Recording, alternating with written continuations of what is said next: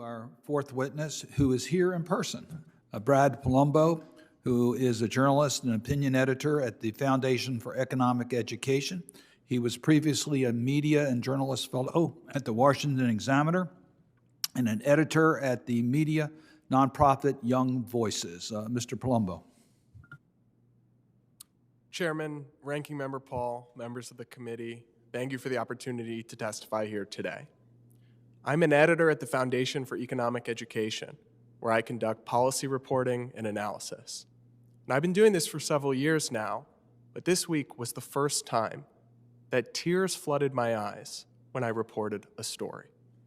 I was reporting an interview that the Associated Press did with doctors across the globe, warning that lockdown orders are leading to an international epidemic in child suicide. We are very surprised by the intensity of the desire to die among children who may be 12 or 13 years old, a French doctor said. We sometimes have children of 9 who already want to die. It is a genuine wish to end their lives, this doctor told the AP.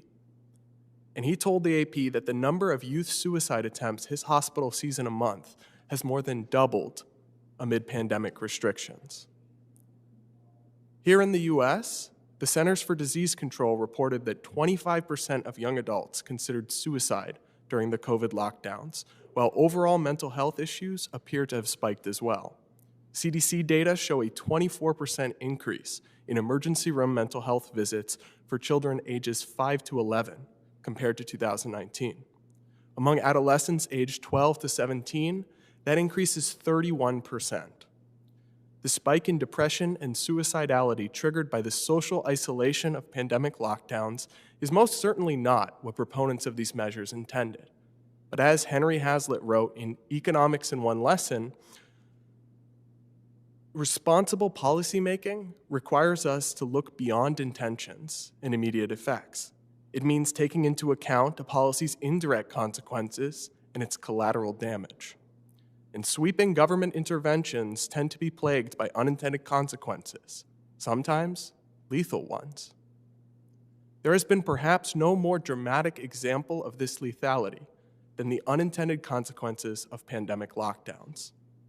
Government officials took drastic, unprecedented steps of closing businesses en masse, criminalizing citizens' livelihoods, and essentially placing healthy Americans under a form of house arrest. The lockdowns and restrictions have been normalized, but they are not normal. My colleagues and I at the Foundation for Economic Education have spent the last year chronicling the myriad ways that COVID lockdowns have led to unintended consequences. The aforementioned mental health crisis is only one of the many that have emerged as a result of these unprecedented government restrictions. We have also seen an enormous uptick in addiction and drug overdoses. According to the CDC, over 81,000 drug overdose deaths occurred in the US in the 12 months ending in May 2020. That's the highest number of overdose deaths ever recorded in a 12-month period. Now, the full data will take years to analyze, but state and local level examples of this tragic trend are too numerous to list.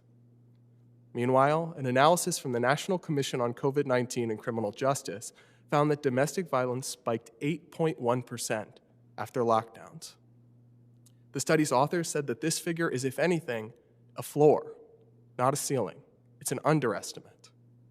None of this even touches on the economic devastation wrought by government pandemic lockdowns.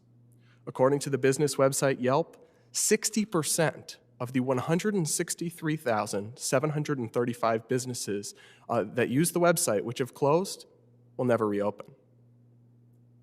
Small businesses, in particular, have been hit hardest by COVID pandemic lockdowns. More than 100,000 small businesses permanently shuttered last year, while polling shows that 60% of small business owners worry that their business won't survive until June of 2021. From mental health to drug overdoses to domestic violence, the immeasurable economic and social damage that lockdowns have wrought cannot be made whole by any amount of welfare, by any amount of stimulus checks, or by any amount of business grants. Lockdowns and continued pandemic restrictions are what's crushing the American spirit and the American economy. Neither the Paycheck Protection Program or other fraud-rife and inefficient federal programs can heal this ailment.